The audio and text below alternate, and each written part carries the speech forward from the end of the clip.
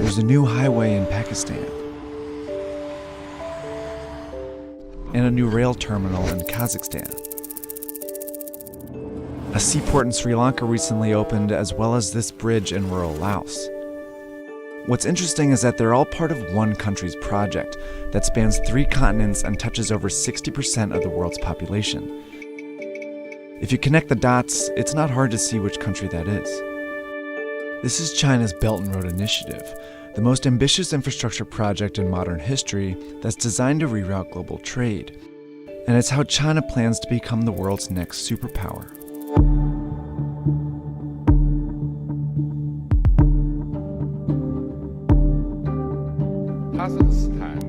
Kazakhstan. It's 2013, and Chinese President Xi Jinping is giving a speech in Kazakhstan, where he mentions the ancient Silk Road, a network of trade routes that spread goods, ideas, and culture across Europe, the Middle East, and China as far back as 200 BC. He then says, We should take an innovative approach and jointly build an economic belt along the Silk Road.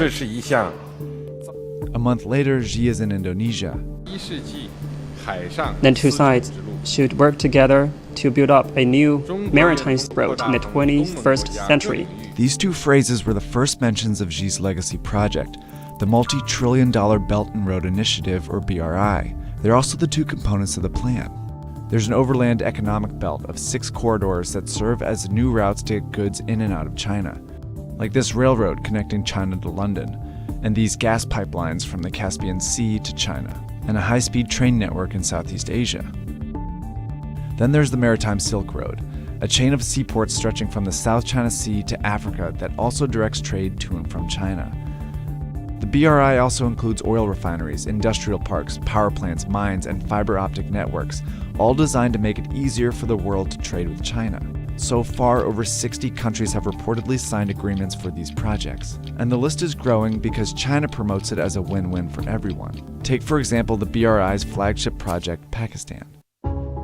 Like many countries in Central and South Asia, Pakistan has a stagnant economy and a corruption problem.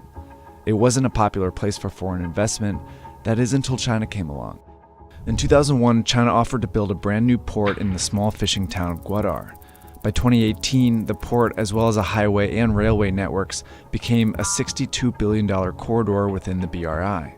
It's where the economic belt meets the Maritime Silk Road, and it seemed to benefit both countries. Pakistan saw its highest GDP growth in 8 years and forged a tight relationship with a major world power.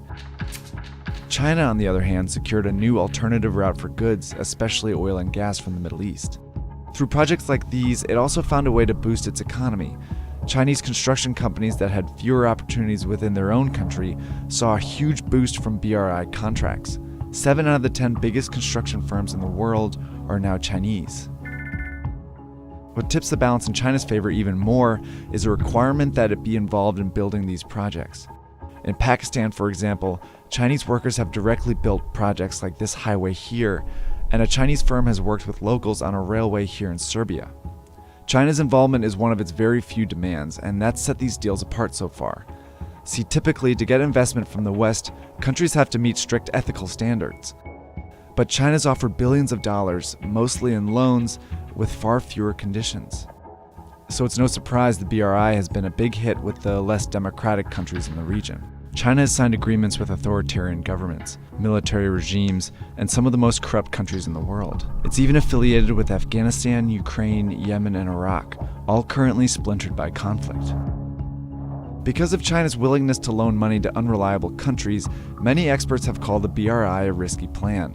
Eventually, these countries will have to pay China back, but corruption and conflict make that payback unlikely. A recent report found that many of the countries indebted to China are very vulnerable, including 8 that are at high risk of being unable to pay. So why does China keep lending? Because there's more to the BRI than just economics. In Sri Lanka, China loaned about $1.5 billion for a new deepwater port. It was a key stop on the Maritime Silk Road. By 2017, it was clear Sri Lanka couldn't pay back the loan, so instead they gave China control of the port as part of a 99-year lease. China also controls the strategic port in Pakistan, where it has a 40-year lease. It's pushing for a similar agreement in Myanmar, and it just opened an actual Chinese naval base in Djibouti. These are all signs of what's been called the string of pearls theory. It predicts that China is trying to establish a string of naval bases in the Indian Ocean that will allow it to station ships and guard shipping routes that move through the region. So while China's not getting its money back, it's still achieving some very important strategic goals. China's growing influence challenges the status of the US, which has been the world's lone superpower for the last several decades. But isolation is trending in the US, meaning that they are investing less and therefore losing influence around the world. The BRI is China's way of leveraging power to become a global leader. By building relationships and taking control of global trade, China's well on its way.